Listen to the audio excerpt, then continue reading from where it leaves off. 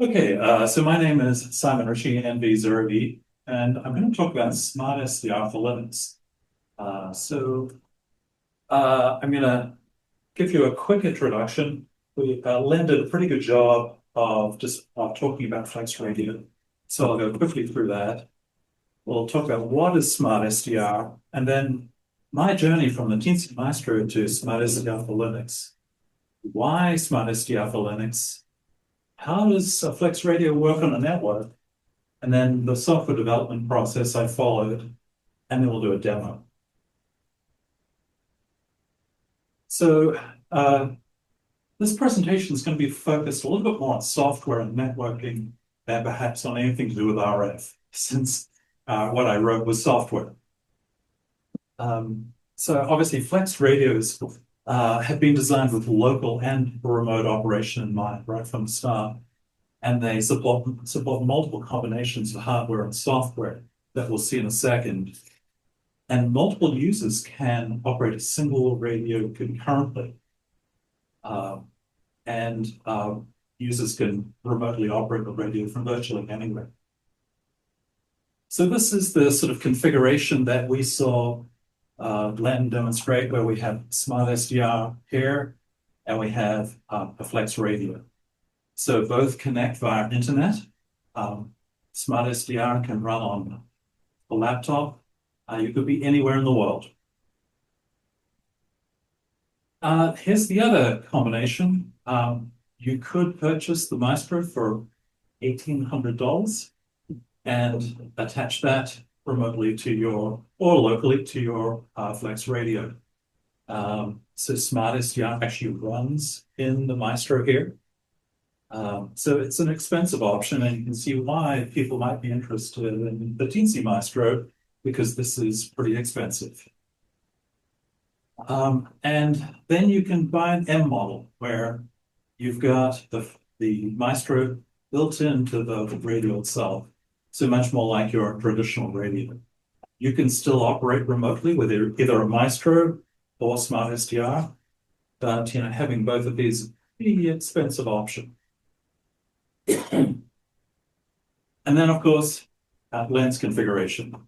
You use SmartSDR and the Teensy Maestro connected to the radio. So what is SmartSDR? It's the client software for Flex Radio. Probably more than just this, actually. I think maybe the older Flexes as well. I'm not certain. No, just those? just those. Yeah. So it doesn't work with other radios. It's just for Flex Radio. It's available for free from Windows. You download it from Flex Radio. There's a paid version available for macOS. And to date, there has been no Linux version. It's a network native design, designed for operating over local area networks or wide area networks with automatic radio discovery. And so we'll talk a little bit more about this, but Smart Link is the term that they use to enable secure remote access over the internet without a VPN. And then multiflex is the term they use to allow simultaneous operation, letting multiple clients or operators share one radio with independent slices and audio. So we'll see more about those soon. So you saw a brief glimpse of SmartSDR when Len was demonstrating it, but you can see there's the PAN adapter up here, the waterfall. There's the slice tuning flag, as it's known.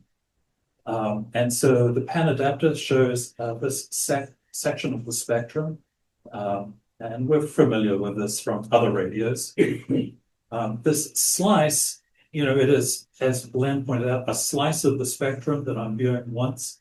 The radio is actually receiving the entire HF spectrum simultaneously, and you're just choosing to view a certain part of it. And so that's what the slice controls. You can see that there are controls on this flag here. These are all buttons.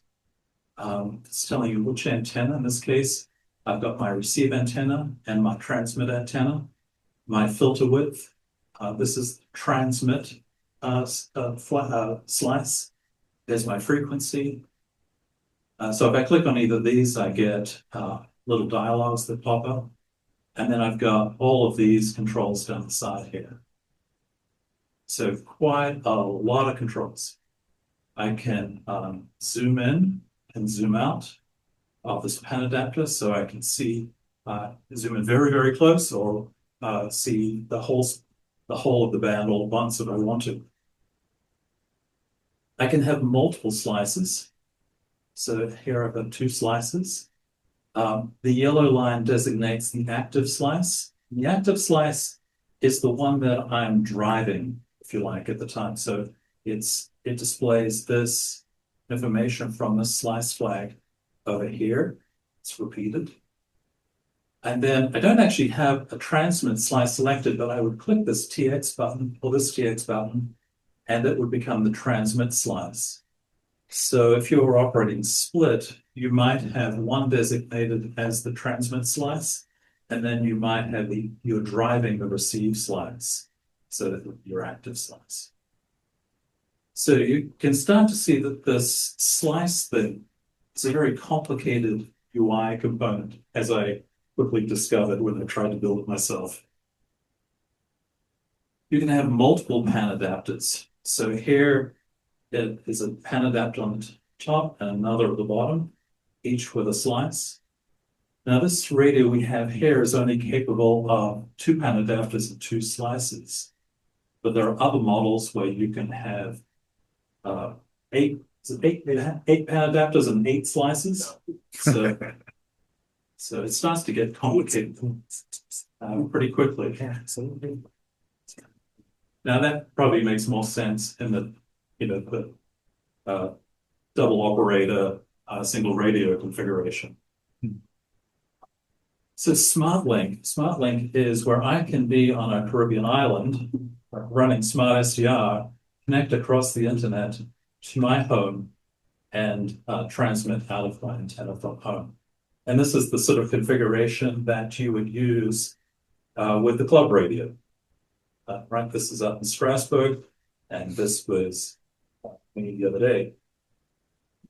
And then multiflex is where 2 operators can be on a Caribbean island, different Caribbean islands, and operate this radio. And this is Len and me on Wednesday night connecting to the club radio, which we did. So I was running my software, Len's running the software for Windows. We're both connecting to the club station at the same time.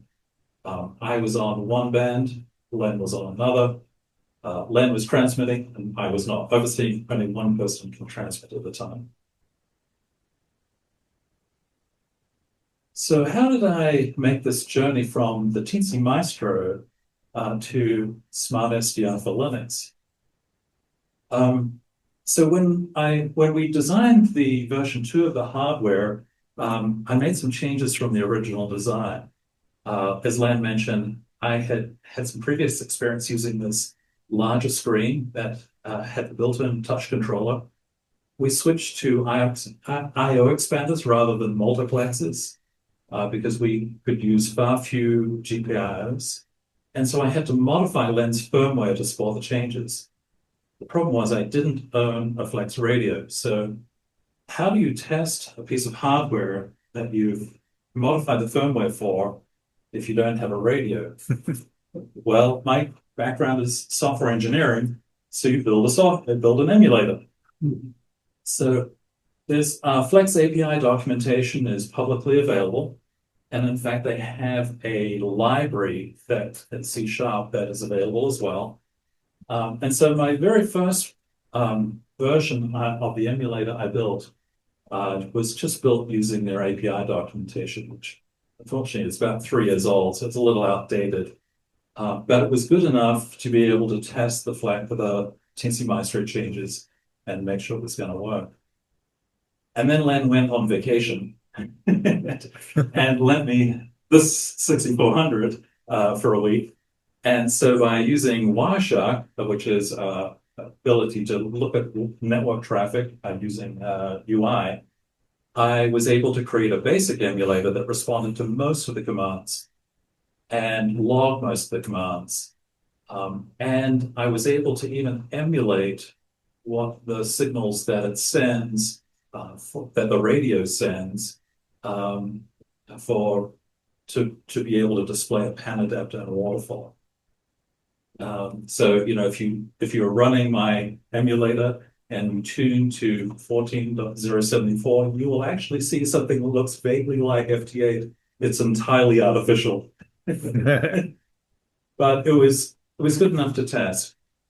And not only would it display something, but it would log all of the commands that the client sent, and then the server, the emulator, would return the somewhat correct responses to those commands.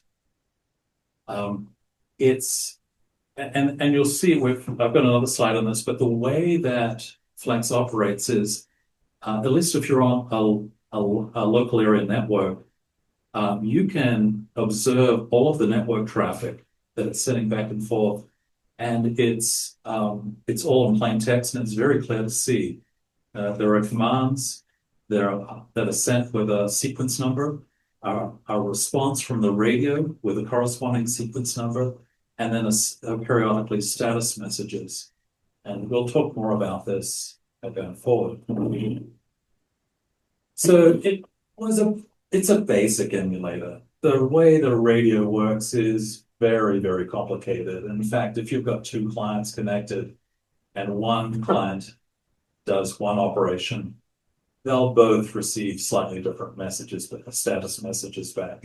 And my emulator doesn't do anything that sophisticated. It doesn't handle multiplex, for instance, dual operators. But it's good enough for some simple things like testing the TNC Maestro firmware, testing multiple Flex radios or emulators in the same subnet. So this was one thing that Len had never tried out because he'd only ever had one radio. So now we could emulate two. He could have his 6400 and Flex, ProtoFlex running in the same subnet as if they're two radios, and then you can work on building software or changing the firmware so you can select which radio you want to connect to or test that the other one is going to work.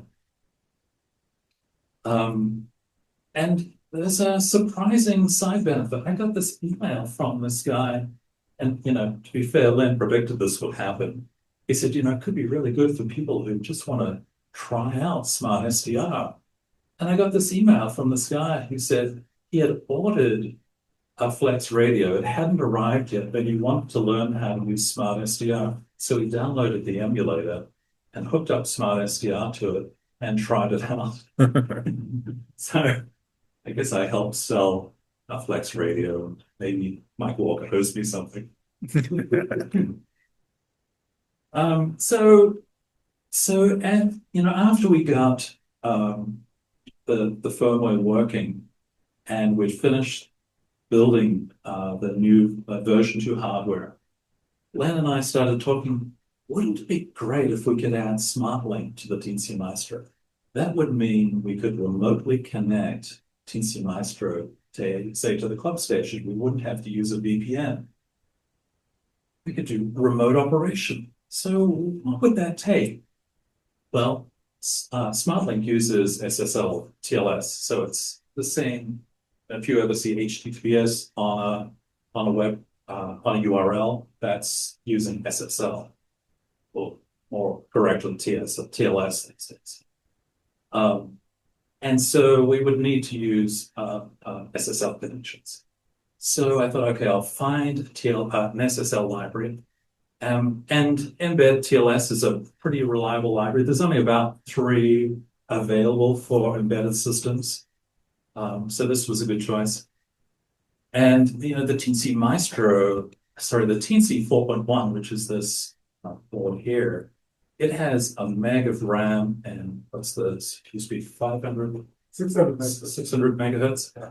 So it's pretty fast, and it's got quite a bit of memory. I thought this will be great. Well, the SSL libraries are enormous, and really it's got 1 meg of memory, and it's got flash memory. How many cores does it have? 1. Oh, is it only 1? but it's actually divided. That 1 meg is actually divided into two partitions, RAM 1 and RAM 2, and there's rules about which memory bank you can use for which.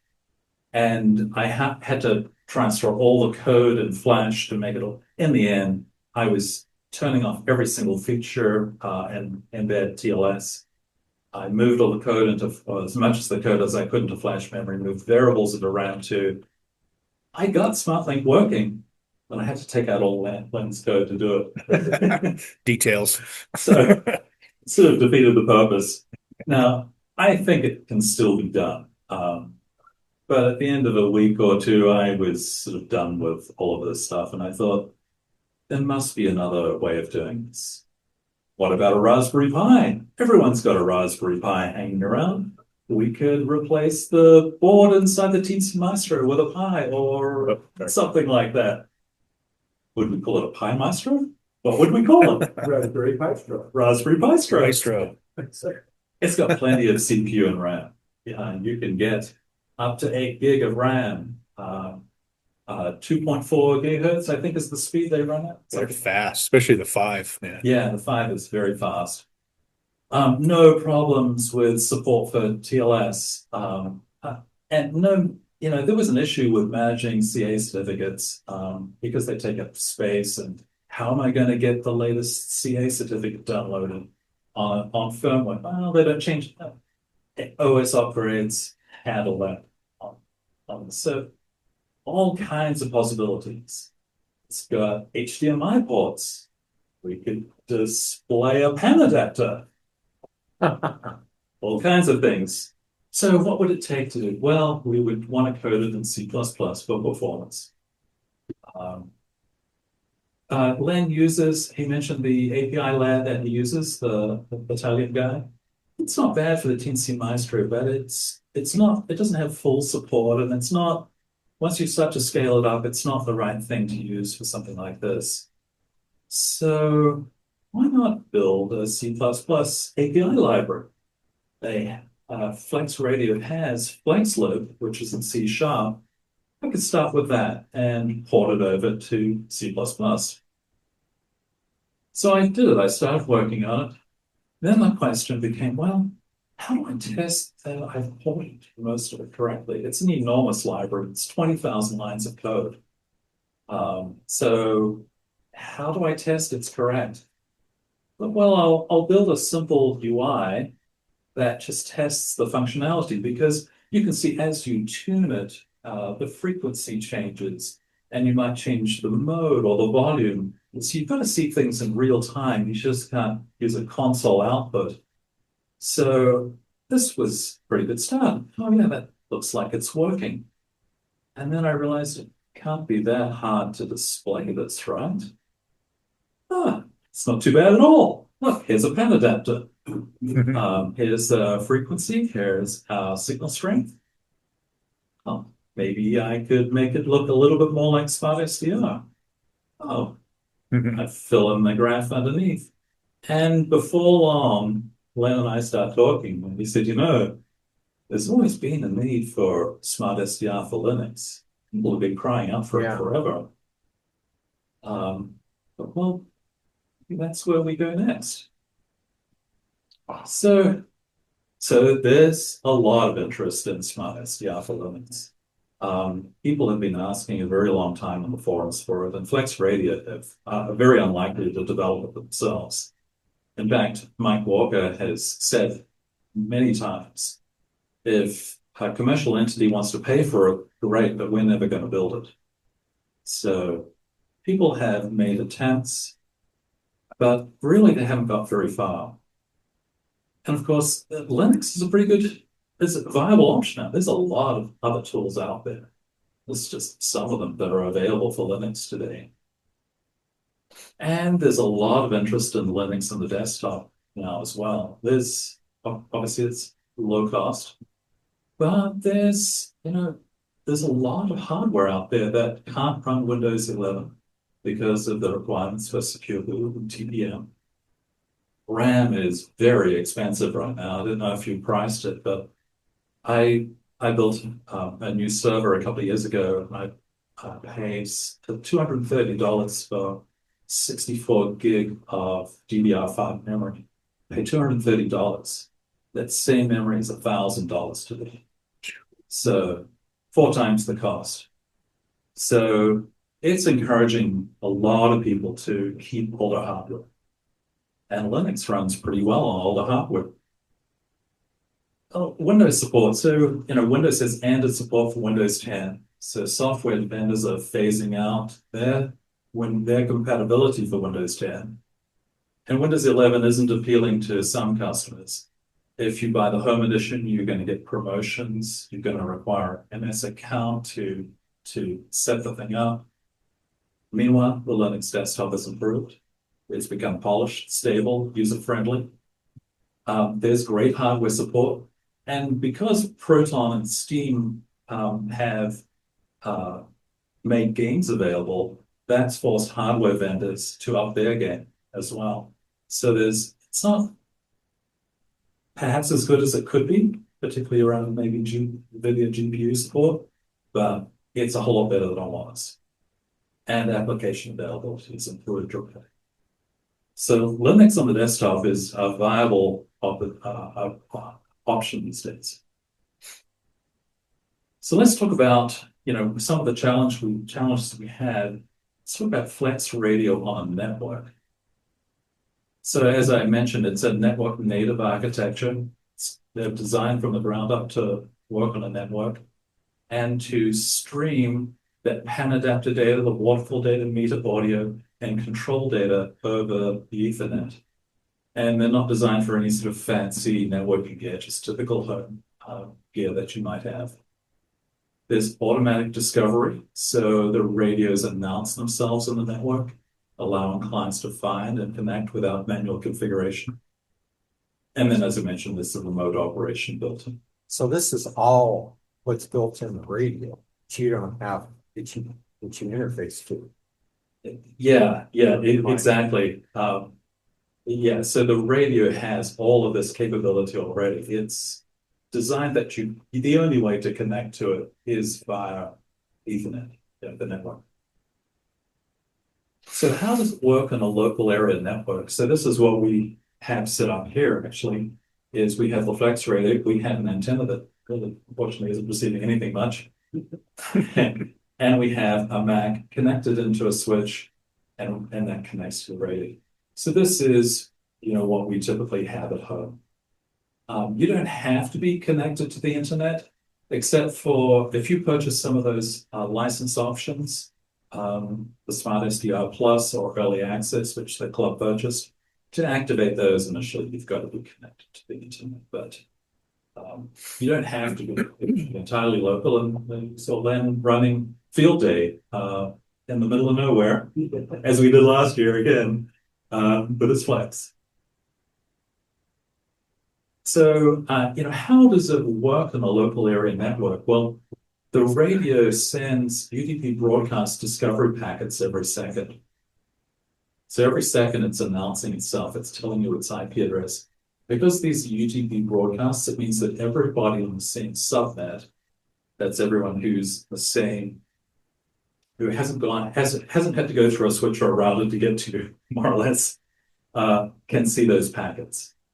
And so the client initially checks to find those packets, and then it finds the IP address from it, and it starts sending commands to the radio. And the radio sends response messages back and status messages back. So it opens this TCP command channel. And then part of those TCP commands, you subscribe to different streams, and so it sends UDP streaming data back as well. So the pan adapter and the waterfall come through as separate streams of data. Likewise, the audio and meter streams. All of that on a local area network is unencrypted. You can fire up Wireshark and you can see all of the traffic in the clear.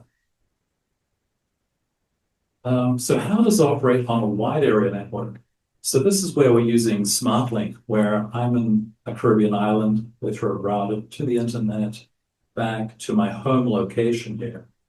I still need to be able to do the same thing it's not going to be able to send UDP discovery packets because those only will stay, they, by design, UDP broadcast packets stay in the same subnet. So there's a different mechanism. And this is what they do. So when SmartSDR starts up, it first logs into a server on the internet run by a company called Auth0, logs in with user ID and password, and gets an Auth0 token, which is a standard means of authentication across internet servers these days. Using that token, it then connects to, this is actually Flex Radio SmartLink server, and it retrieves information that the radio has previously sent to SmartLink when you did the registration process. So there is an initial registration when you register the radio, and the radio itself sends to SmartLink and records information about the radio, like which ports you opened up to allow access. And also it knows the public IP address to get to your radio, whether that's your router or what. So SmartLink knows how to get to your radio. The client doesn't. So by authenticated access to SmartLink, you retrieve that information, and then this process begins of setting up this SSL TLS connection. It's actually kind of a complicated mixture of UDP and TCP that it sends. I can't remember it, so I won't go into it. So SmartLink takes care of, like, if you have a dynamic IP, whenever the IP changes, that kind of stuff. It does. Yeah, it does. The important thing to know is you are not going through the SmartLink server after you have connected. You connect directly to the radio in the port that you've designated, and the UDP data is exchanged directly to, it doesn't go through this. Seconds. Yeah, I was going to say. Seconds. Yeah, I'll demonstrate it in a little bit. So I've got to figure out. So this is not unusual to the kinds of things that you might see occur without really realizing it occurs on the internet when you go to your bank or something like that. Similar sorts of things occur. So yeah, it has negotiated this command connection, so it can send the commands and responses through SSL. So this is secure. This is not secured. Anyone guess why it doesn't need to be secured? There's no sensitive information going across. So this is sensitive because it's got your serial number, your radio ID, and things like that, and you are controlling the radio. But this is all public data. It's either data you have received from RF, so it's public. Yeah. It's either data you are about to send via RF, so it's public. The metadata is really just extrapolated from the publicly available RF data, so it's public data. So it's safe to send. Clear. Also lower overhead if you don't have to encrypt it, right? Yeah. UDP encryption is not straightforward either. Where does Vita figure in? Is that the bottom? Is that number 4? Sorry, Vita 49? Vita 40. Yeah. So Vita 49 is it's a protocol that's used for UDP for the data that they send, and it really just controls the header of that information. There's and then there's sort of an open spec for Vita 49 that says here's the header, and then you can put anything you like in the payload, and that's what they do. So it's really just telling you information about the metadata about the packets being sent. Okay. So I mentioned the Flex Radio commands. So you can see this, I don't know if you can make this out, but this is a discovery packet. So one of these is sent every second from the radio to the subnet. So anyone on the same subnet will be able to see this. Here's the IP address of the radio. It's telling you how many clients are currently connected and how many clients are allowed to connect and various other information. When you connect, you get this handle, and this handle is used throughout the conversation with the radio to indicate that you are that person.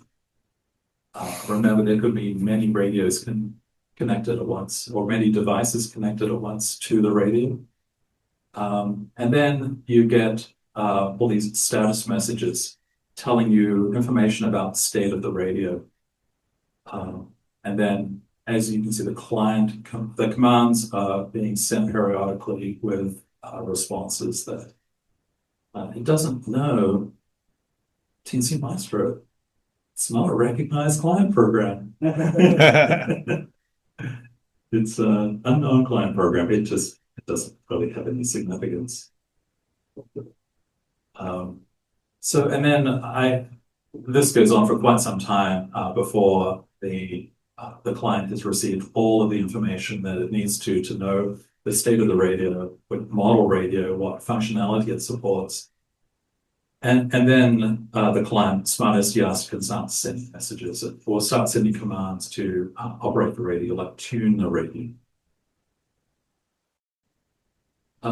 So as I mentioned, Flex radios have an API-first design. So the API specs are published, a little outdated.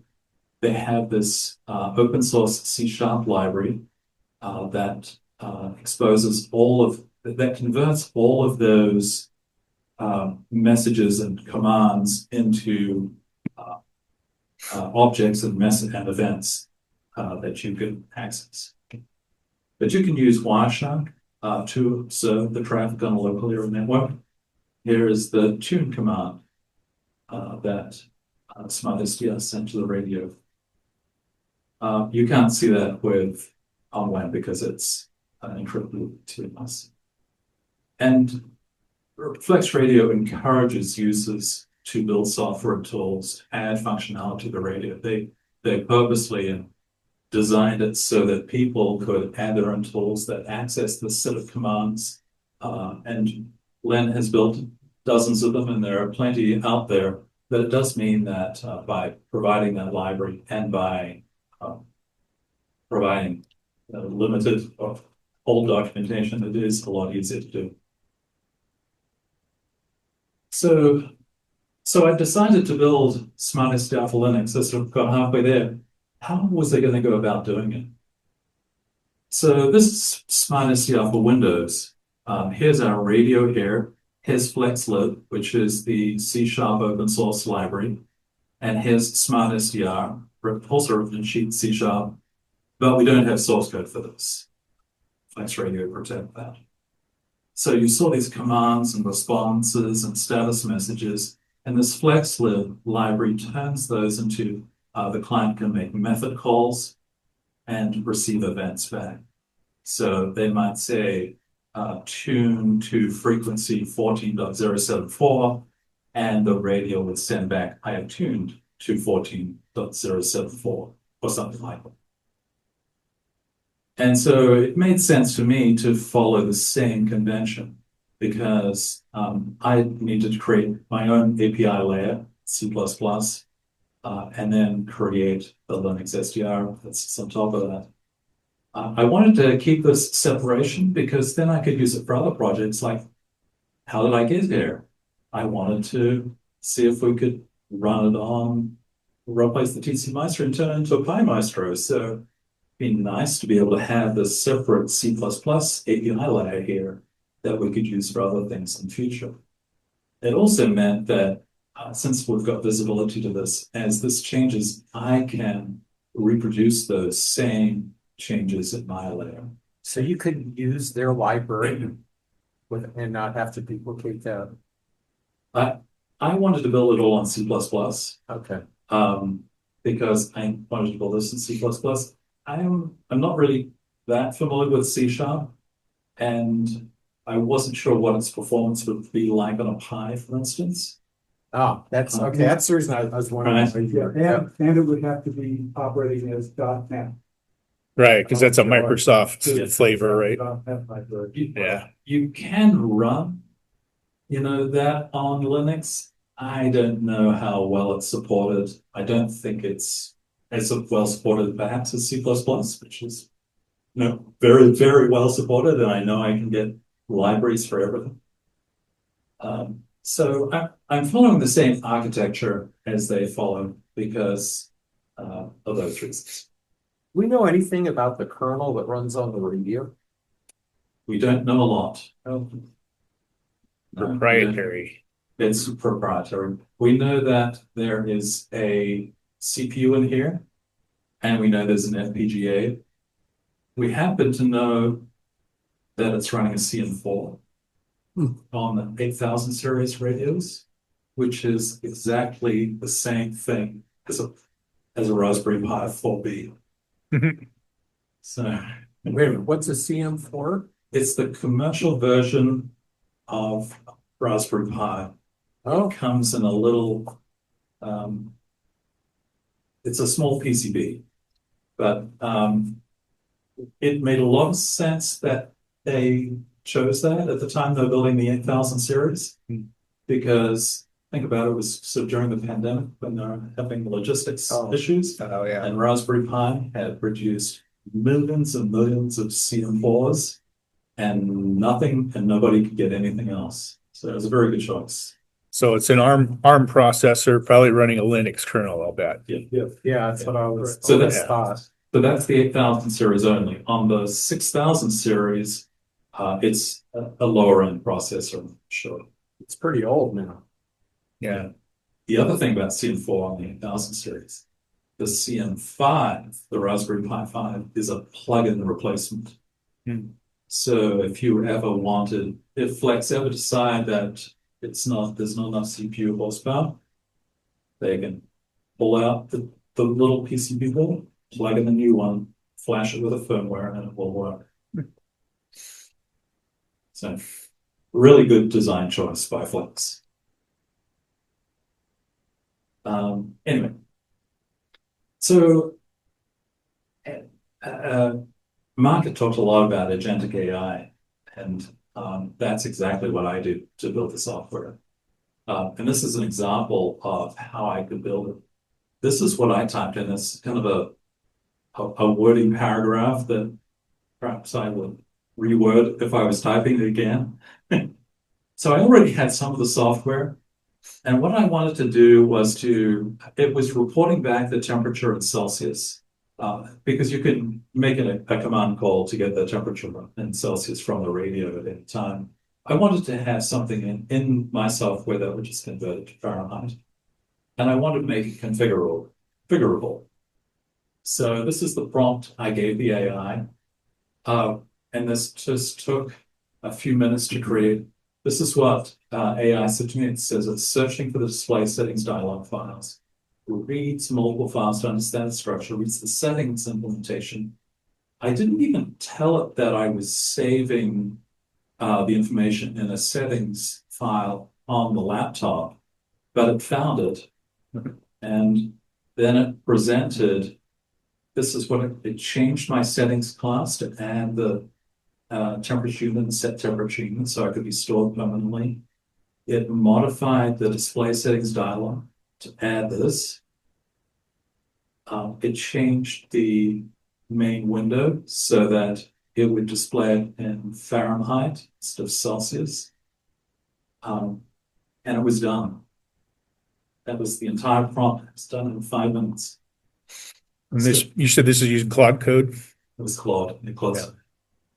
Yeah. So I've had a lot of success using agentic AI to build this. And sometimes it completely surprises me. Other times it's exasperating. And if it was a human, I would be cussing it. So, and the biggest thing is that with these AIs is they have non-deterministic behavior. That means that you might type in that same prompt and it does it one way the first time and it does it a different way the second time. And they do that, for ChatGPT, that makes sense because it makes it seem as if it's more human. It's not giving you the exact same canned response every time. Well, when you're building software, that's not always what you want. It's maddening. So in a long conversation, the AI might lose track of the context. I've had to do this had to do this many times where I'm prompt after prompt to try and get it to do something for maybe half an hour, and then it'll pick up on one of the words I said and just go off on a tangent and start solving the wrong problem. Yeah, in AI, they have the concept of a context window, which is basically how much memory, how much it can remember between different prompts. Yeah.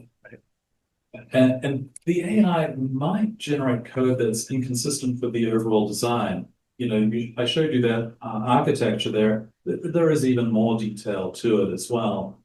And when you get to projects that have thousands of lines of code, it can get really caught up. So, what kind of techniques could I use to mitigate that? Well, here's one and most of these things I'm sort of coming up with on my own, but I should probably go search. There's probably someone's figured this out already.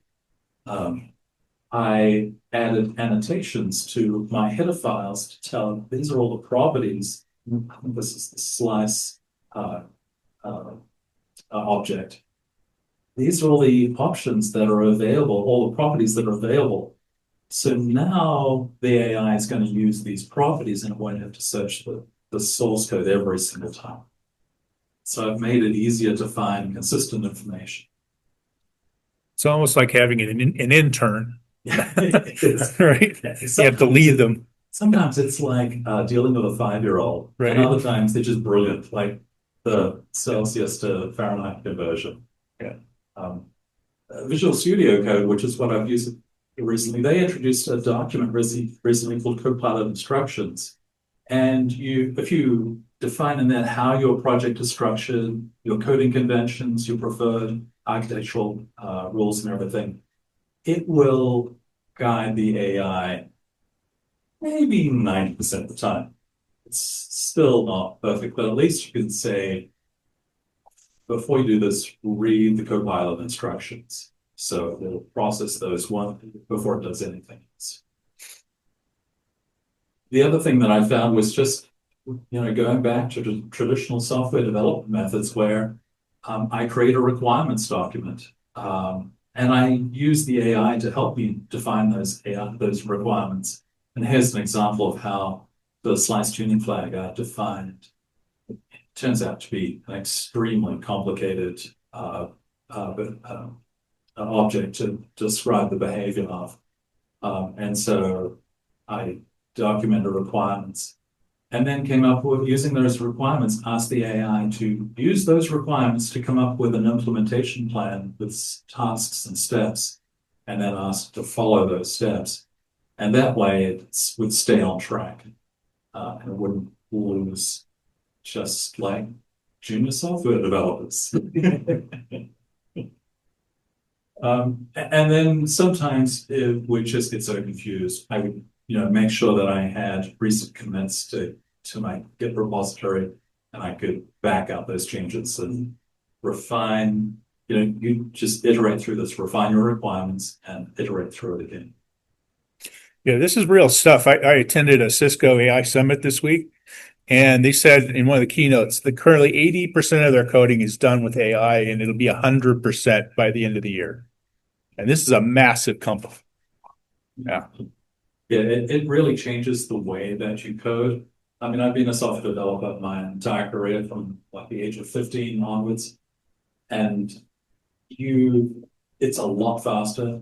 It's really just another tool in your toolbox, to be fair. And as Mark's example pointed out earlier with the recent security issue, when you're coding this way, it's very easy to lose track of what code it's actually generating. So you do have to pay close attention to what is it really done. And if you follow it and step by step, you get a much better result. I was telling Mark earlier, when you update the pan adapter, the spectrum display, that method to update the display gets called 60 times a second. That's the frequency of the data that you get back from the radio. The AI loves to inject extra code into that method because it says, oh, I need to update something on the screen. That method gets called very often. I'll put it there. And then you might potentially slow down your method. So, and that data might only need to be updated when someone clicks the button. So you've got to really pay attention. Simon, Yeah. when you are going through the process of having the AI write an implementation plan, Yeah. you then sit down and go through the implementation plan, Yeah. Yeah. and have you backed out of the AI and then feed the implementation plan back in? Yeah, totally. And usually that means that you got your requirements document wrong in the first place because it didn't know what to do. It's just like dealing with a junior software developer. You know, it's the same thing exactly. Yeah. I've gone through a similar process. So I use AI to help me write. I do a lot of writing in my job, and I figured out that I can feed it a style guide and a template. And then we're using Google's Notebook LM, which is designed just for this, where you can feed it a whole bunch of documents and then tell it exactly what you want, and it will create the text. Now, usually I'll ask it to create a paragraph. It'll give me a page. But it's cut my time down from like 4 hours to write a report to less than an hour. Yeah, it's amazing. Some of the analysis I did recently, I had an issue connecting using SmartLink. So this is the remote connection.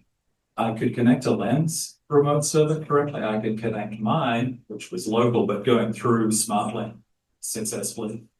But I couldn't connect reliably to the club station.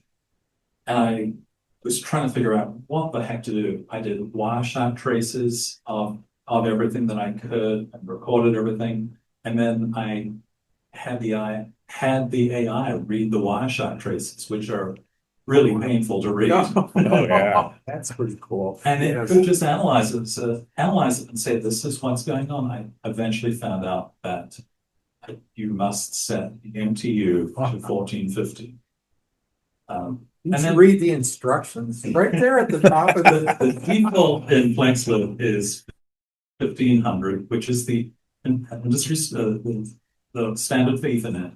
But in all practicality, it needs to be 1450 when you cross the internet. So I changed that and it worked incredibly. Spent 2 days tearing my hair out. The AI made it much less work. And then I told Len that night, and he said, that solved my problem. I had the same issue. So RTFM or RTF trace. Yeah. So implementation approach. So I built most of the API layer using FlexLib as the reference implementation, and then added on that layer as necessary. And then I started building the client. Obviously, you can connect to the radio via Discovery if it's on the LAN. Connect via SmartLink. I've already figured out SmartLink because of the work that I did trying to get the Teensy working. And then display a pan adapter, display a slice tuning flag, display a waterfall. Oh, that's it, right? Isn't that it? No, there are a million other things in SmartSDR, and I've just listed a few of them here, and they take forever to implement.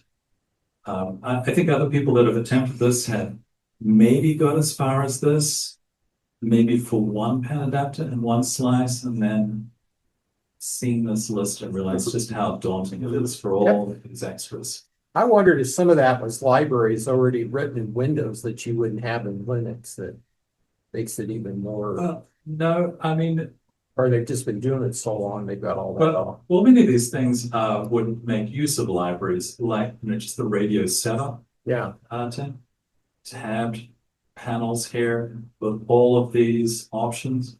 I had to describe in intimate detail to the AI how I wanted this laid out, right?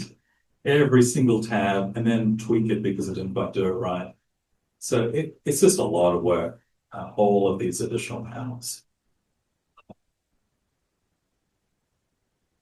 But by far, the most complicated thing, these slice tuning plans. It has taken me weeks to get this right, and I still have tiny little bugs, but the way they behave is so complicated. There's so much going on this panel. You can see in this case, I've got 2 slices, but some radios support up to 8 slices. So you better be able to support that. 8 slices in the same pan adapter. As you scroll the pan adapter, all the slices go off screen. When they go off screen, you've got to show this off-screen indicator. When they're close to one another, you've got to maximize the flag areas. You've got to flip the flag over to the other side so you show the greatest number of flag area possible. When you can scroll an individual slice tuning flag by clicking on the passband here and dragging it. You can increase the size of the filter width of the passband by dragging the edge. It might be over the top of a spot like this, so the spot has priority for clicking. You might have hovered over this area and the visual passband filter widget shows up and it has priority. The list just goes on and on and on. You might have, I've got a tracking notch filter on the side here. You have to be able to control that as well. And it's been a lot of work just trying to get this right. The pan adapter and waterfall I had working in a week or 2. This stuff, it's really difficult. I can see why people get pan adapter and waterfall going. It looks pretty. I'm done. Now we know why Marcus charges $150 for the Mac version. Yeah.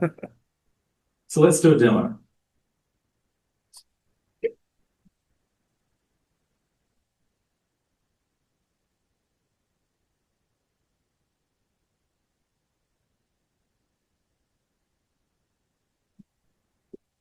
There's my AI doppelganger.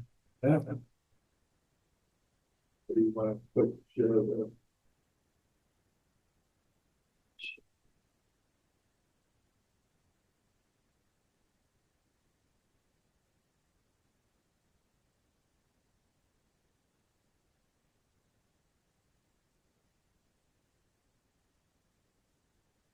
Oh, see that? Good. I'll just leave that at the top. Okay, so stuff. So I changed it a little bit from SmartSDR for Windows. I changed this arrangement here for audio. When you first start SmartSDR for Windows, it gives you a list of radios. I do it differently. You choose connect to radio or connect via smartphone. So if I choose connect to radio, then it is showing you all the available radios that it finds on the subnet. So it's found 6400 via that discovery packet. And I connect to it. I need to zoom out of the smart. So there are zoom buttons on the way on my screen. Oh, To rearrange things a little bit here. So I do have an issue right now where I'm not zooming in. Right, you can see I display the band width here. It's really quite narrow, so if I zoom in, this is a lot better. So I need to set the zoom correctly when I first start. But we're not picking up much since we're indoors. You can see the slice tuning flag is perfect. So you can see the complexity on the right-hand side of all of these panels, just like SmartSDR. It looks remarkably like SmartSDR. Yeah, it's pretty. It's amazing. Beautiful. So I tried to make it look. So this is, you're connecting to this radio, but you don't really have an antenna. I don't. Well, So we have one, but it's not good much. Yeah. Wow. so let's disconnect from local It's a radio paperclip. and let's connect it to the club station. So I do a connection to SmartLink a little bit differently. You can't really store multiple sets of credentials in Windows, the Windows version. So I added that. So now I'm connected to SmartLink. SmartLink tells me that there's a 6400. It's an Aurora hanging up in my. Yes. So let's connect to operating station. Let's see.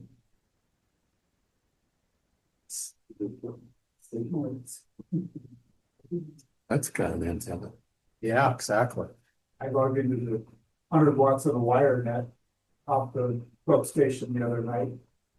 Got great signal report, got strong signal. Nice. Nice. 5 plus.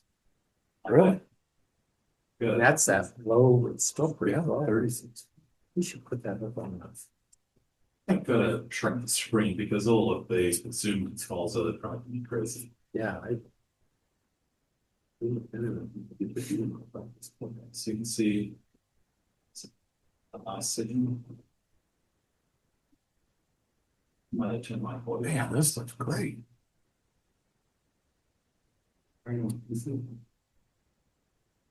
Just here. so what's your frame rate set at? I always turn that down just to. It's an 80. It's a what? That's the waterfall rate 80, so that's full speed waterfall. Yeah. And I would say your frame rate's got to be at least 20 or 30. Yeah, it's 25. Yeah. It's 20 or 30. So let's try adding another slice. Is second slice.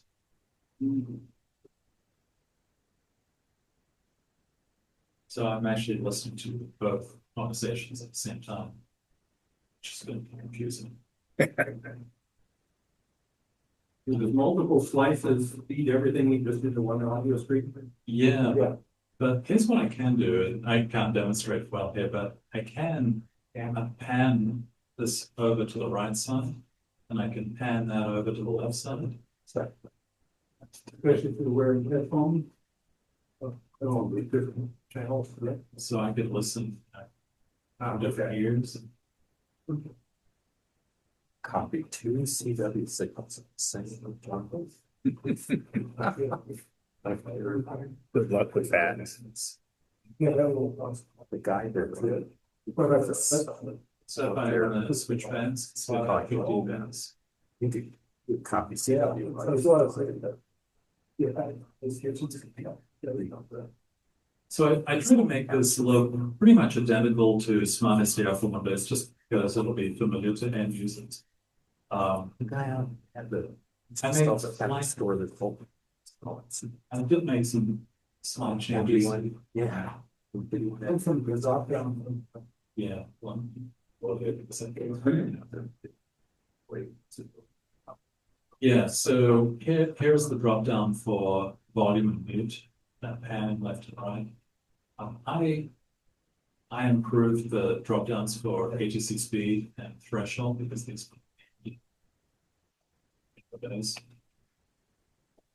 these are the different filters. So the NRL filter is one of the newer filters. It's very well. That new filter takes enough noise out that somebody you can't understand, you can suddenly understand. And the only price you pay for that is that watery sound to the noise.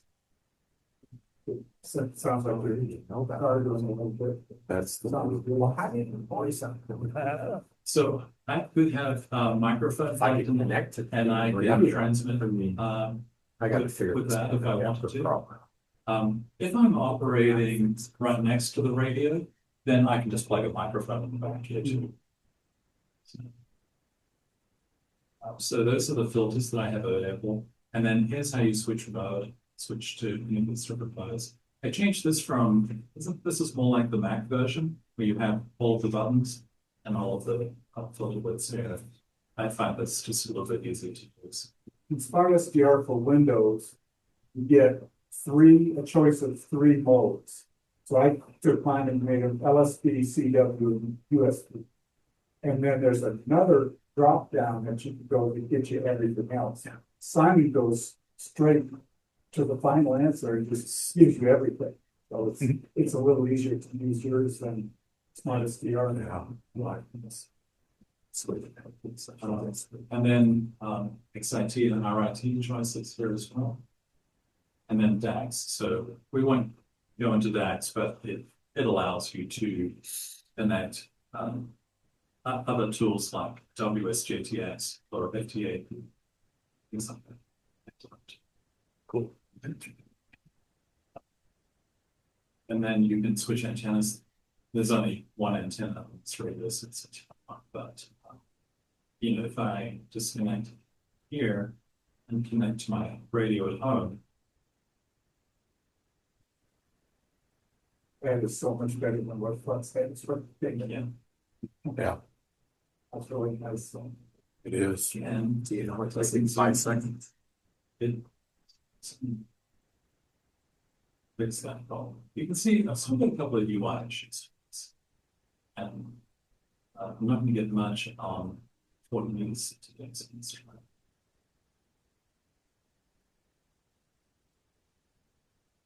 Throwing your loop on them.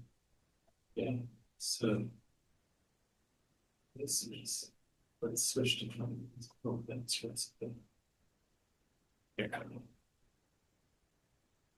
so I have NFED pathway. And then I also have a loop on ground antenna, so I can plug the loop on ground to RX. It's not really showing a big difference. Well, you're not, though, that one big noise hump just to the left was way down. Sometimes the noise I have on my NFED antenna is so high, and then I switch receive to use the loop on ground. I'll get a drop of 22 dB, and the signals just appear from nowhere out of the noise. So the other thing I did, and I got this from the Mac version, was you can see this blue line here. So blue represents voice. So it's all the way up to the band edge. Simon, are you running a preamp on your loop on ground? No. How big is a loop on ground? It's 60 feet of wire. I've arranged it in a square. So 15, 15, 15, 15. And then to a little a transformer, and then coax into the shebang. So, Wow. And it's just on top of the ground? yeah, it's receive only. So, you know, on the back of the Flex, you've got a couple of receive antennas. Not all operators have that. So, if you've got that, then you can receive and it'll pick up. It just works amazingly well. That's really. And does it do diversity between the two? No. You don't have This the, one doesn't, I have an 8600. that's right, okay. That does, and I use the loop on ground as my diversity antenna. It's. That's cool. Really? Wow, that's. So some of the other things, I can manage the SmartLink credentials. So here, this is something that the Windows version doesn't have. So I can have the club station set up, LAN, and me. So that makes it just easier to manage when you're switching between different radios. That's really good. And then I don't think of anything else that's sort of audio settings. So this is something, you know, the way that the Windows version works is it just chooses the default, with the Windows default microphone and speaker.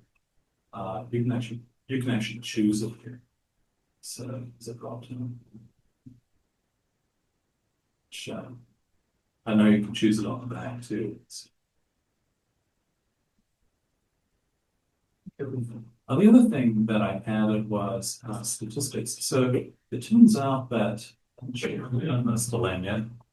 it turns out that FlexLib is actually recording kinds of interesting statistics about the traffic.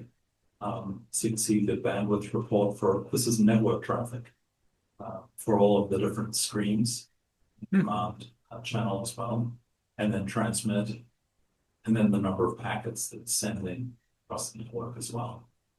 So it looks like it's using about a megabit on average. Yeah, which is pretty And you efficient. built this in? This is in your, So Yeah. the recording of that information was in the original Flex lib. I created the C++ version of that. So I got the same behavior, but I show it, which Flex Radio don't. So did you just tell AI to convert a C# library to C++? Pretty much. It took a lot. It took a lot of doing that. I mean, that seems like a constrained problem, so it seems like if there's Well, anything we could do pretty It's quickly. 20,000 lines of code, so it's massive. So it didn't get it very accurate sometimes, and I continue to go back and I had to remind it a few times that C# is the reference implementation. Don't go off making your own thing. Copy whatever is proven to work in C#. So I have to remind it of that a lot. But it's easy to say. Yeah, exactly. Well, but the next release, I'm sure will fix all that. Yeah. I mean, and that's really how I ended up building the plan, right? Because I thought, well, how accurate is this AI at generating this code? I build a tool to test it, and end up building the full client. So the client is almost complete. There's a couple of things. There's a few UI issues that I've got to straighten out still. That's reasonably trivial. Transmit audio using a microphone is not quite right. You need to work on that. And then there are some features that higher end radios have, like Lens 8600 model has diversity, and I need to add support for that. And then there are some tricky things that I need Flex Radio's help with. How the Windows, a SmartSDR for Windows, it also manages updating the firmware on the radio. And so I've got to figure out how I should do that too, and I'll need the help for that. But they reached out and contacted me. They're very interested in what I'm doing, very encouraging.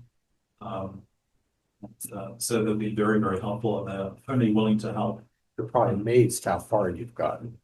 I think so. Yeah, I bet they're just like, you can't believe this guy. Well, he can say, it's taken forever.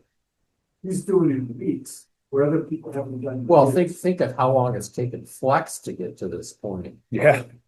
It's kind of ironic when you think about it, because Flex is writing all this stuff in Linux for the box, and yet they don't support Linux clients. Yeah.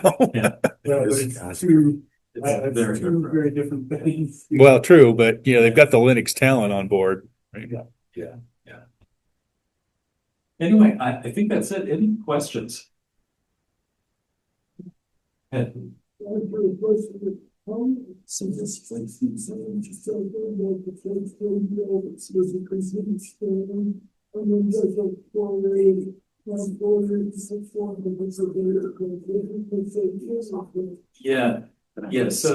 the question is 60 times a second that the Flex Radio does the Fourier transform and sense data. Yeah. So it, thank goodness, does all that transformation for me in the firmware on the radio. I don't have to do that. That's the Gatorade. I don't think. Yeah, 60 times a second. So what it's sending me is for every single, it depends on the number of bins, as they call it, across here. But it's basically just sending me the Y value. And I just have to plot that Y value. So it's not terribly complicated. The pan adapter itself is straightforward. The waterfall is more complicated. There's quite a bit of conversion that has to take place.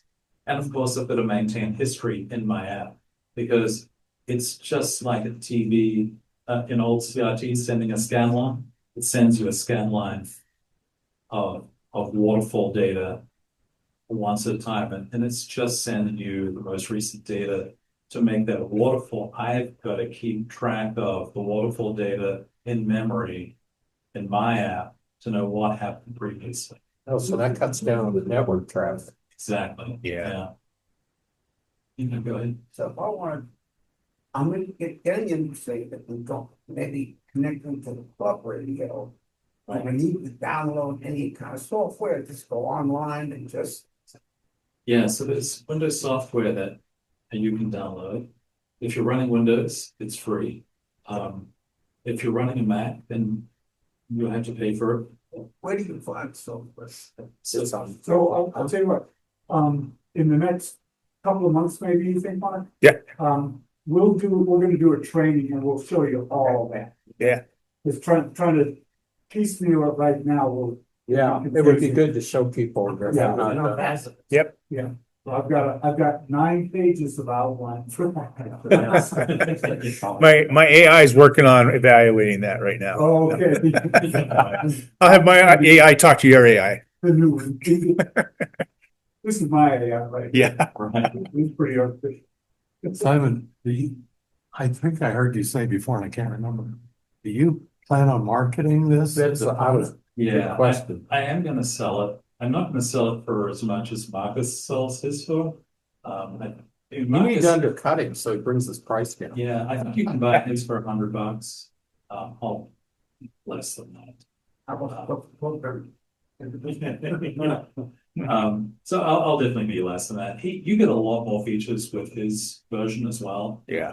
He's got an FTA plan. Yeah, He's got he's a whole lot of really other added a lot of. Oh, yeah. because he's been doing it for 4 years or more. So So this 2 is years 2 to go. weeks Yeah. of work. He seems to update it like every week or two. It just Yeah. kinda blows my mind how often. Yeah. He's always And, at and stuff. that's why I think I I've wonder got if he ever to sleeps. charge for it because I'm gonna have to keep it updated as well. Yeah. You know, as SmartSDR for Windows and some changes, and they changed that Flex library and they changed the firmware. I'm gonna have to Yeah. update with that. So just to keep up with it and That's when it goes from being a hobby to a job. yeah. Yeah. Yeah, so I'm almost at the point where I'm gonna get some beta testers. I haven't quite got there yet. I want to sort out some of those last issues, get some beta testers, and we'll get rid of the rest of the bugs, and I'll figure out how I'm gonna sell it, distribute it, all of that. So can I nonsense. compile this on a Mac? It probably On would BSD? not compile on a Mac. Could run under a VM though. You could, Yeah, virtual Why, box. why wouldn't it run on the So there- Unix side of the Mac? it might do that. I'm not sure. I mean, there are, when you get down to the socket layer, Yeah, it's got compiled directives do this. If it's Windows, do that. If it's Linux. And I don't know how that might work on it. I just don't know. Yeah. Is this running on a Pi right now? This is running on this laptop. which Linux are you using? But it's a Linux. Oh yeah, so this is a very good point. So I chose to use Ubuntu 24.04, which is the most current long-term support version, and I figured Ubuntu is probably the most widely used Linux out there that most people would have. But it's Debian based, so in theory, It's one of the most user friendly too. it is, yeah.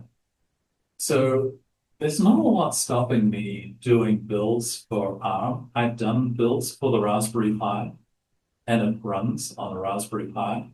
I just haven't really measured the performance on a Pi, and I only ran it on a Pi 4.